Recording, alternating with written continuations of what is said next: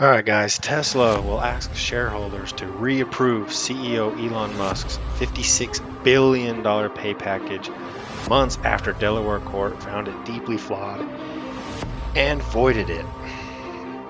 The company is also seeking to reincorporate in Texas as a direct result of the court decision.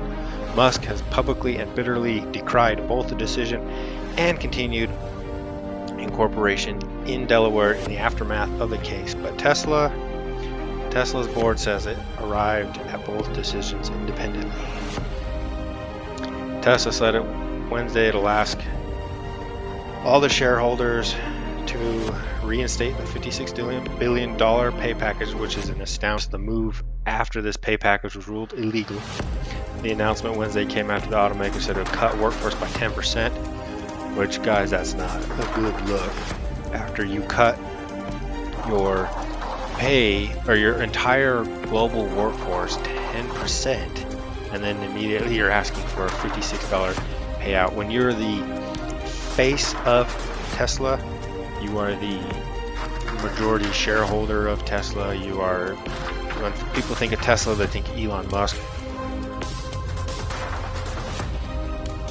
And you immediately,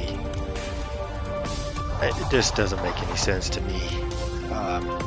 You're asking for a $56 billion payout right after you just cut people, and that's people's lives. I'll read a statement from Elon Musk that he had sent out to his global workforce. As part of this effort, we have done a thorough review of our organization and made the difficult decision to reduce our headcount by more than 10% globally. There's nothing I hate more, but it has to be done. This will enable us to be lean, innovative, and hungry for the next growth phase. But then immediately after asks for a $56 billion pay package, which to reinstate that $56 billion. So it's just not a good look. To me, it's not a good look. Musk's pay package was invalidated after a shareholder won a lawsuit against the company earlier this year. Delaware Chancery Court Chancellor Kathleen McCormick found that Musk, rather than Tesla's board, controlled the company, and that board's compensation committee, rather than negotiating with Musk over the terms of the deal, worked alongside him, almost as an advisory body. McCormick was also presiding judge in the legal action compelling Musk to buy Twitter, which he renamed. Tesla, in this Wednesday filing, cast doubt on her decision. The company and the board believe that the decision in Tornetta ignored material evidence presented at trial and that the Delaware court made errors of fact and incorrect conclusions of law, Tesla said in the proxy filing.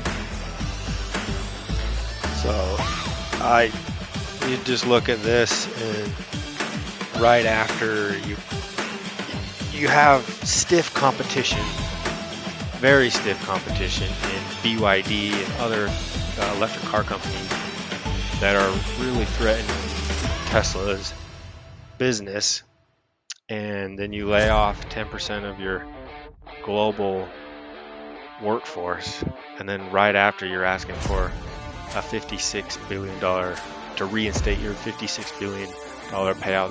That just doesn't sit well with people and sit well with investors. It just doesn't have a good look. Tesla's stock price right now is $150.33. That's the lowest I've seen it in a long time. It's down almost 40% for the year. Alright, let's talk about Musk's haphazard philanthropy is under scrutiny. Because when you hear of Elon Musk, philanthropy does not come to mind.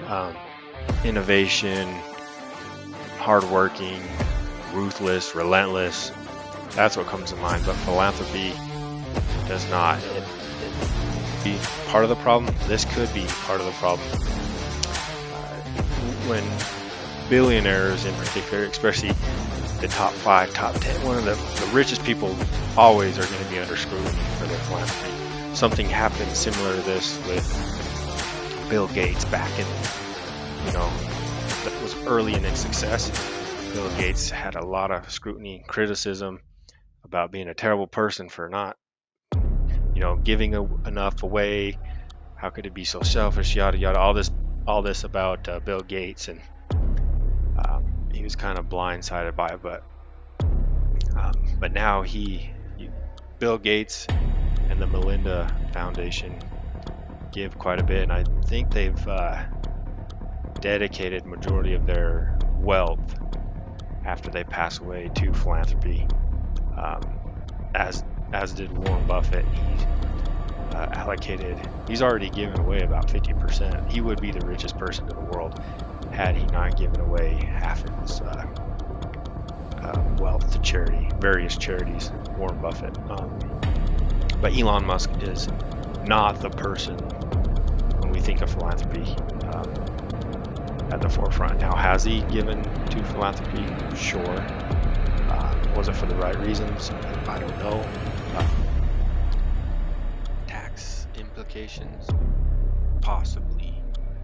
But for a long time, he was the richest man in the world, and he's got more money than, 150 to 200 billion dollar net worth. That is an astounding amount of money. But during the time frame where, what I mentioned earlier, it's not a good look for him. So in this CNN article, it's not the only one that has his philanthropy and who he is, and I'm not taking away anything that he's achieved or what, because the man's a brilliant man. You don't get to be the number one richest man or one of the richest without either really good luck or brains. So Elon Musk is notoriously skeptical of charity, preferring to focus on his for-profit ventures, which he believes will offer more transformative change for the world. Sometimes his ideas are a little off the wall, but as CEO of Tesla, I've done more for the environment than any single person on earth. Quotations, that's what Elon says. He told the New York Times last year he wasn't exaggerating for effect. He seems to really believe it. Just last week, he attacked Mackenzie Scott, the billionaire philanthropist who divorced Jeff Bezos in 2019 for her own significantly more generous charitable work. Super rich ex-wives who hate their former spouses, he said, should be listed among reasons that Western civilizations died. Musk wrote in an X post that was later deleted. I don't really believe that. I think he just doesn't want to be when other billionaires start giving away a large amount of their fortune. Like Mackenzie Scott, she's notorious for giving away large chunks, like hundreds of millions or billions of dollars worth, so a significant portion. It puts pressure on the other billionaires to do the same, and if they don't want to, they have to. Next. So this is just not a good look at this time for Tesla, especially if you're an investor. You want your head of the company to have a little more focus more on the company, not so much on yourself. And like the pay package, certain decisions need to be made in to keep a company successful. I get that sometimes layoffs are necessary, but asking for that $56 billion pay package to reinstate it at that time is not a good look. But the foundation appears to be consistent with Musk's general disdain toward nonprofit work, giving ammo to his detractors to see him as a less of a visionary and more of a trolling profiteer hell-bent on acquiring power. So I would try to disagree with that, but you lay off, people lose their jobs, their lives are changing, and then you're asking for a $56 billion reinstate. It just doesn't sit well with a lot of people. Of course, there's no law compelling billionaires to give away their money to charity, but American tax law dangles some significant incentives for them to do so.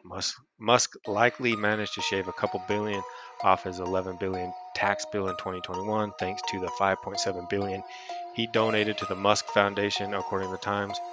Not really sure what the Musk Foundation is, but the tax system certainly favors and encourages the combination of philanthropy when you're new at that ultra high net worth level. So you guys, when I think of this, just doesn't come at a good time. Maybe now this just adds to it. So I don't know. What do you guys think? Let me know in the comments.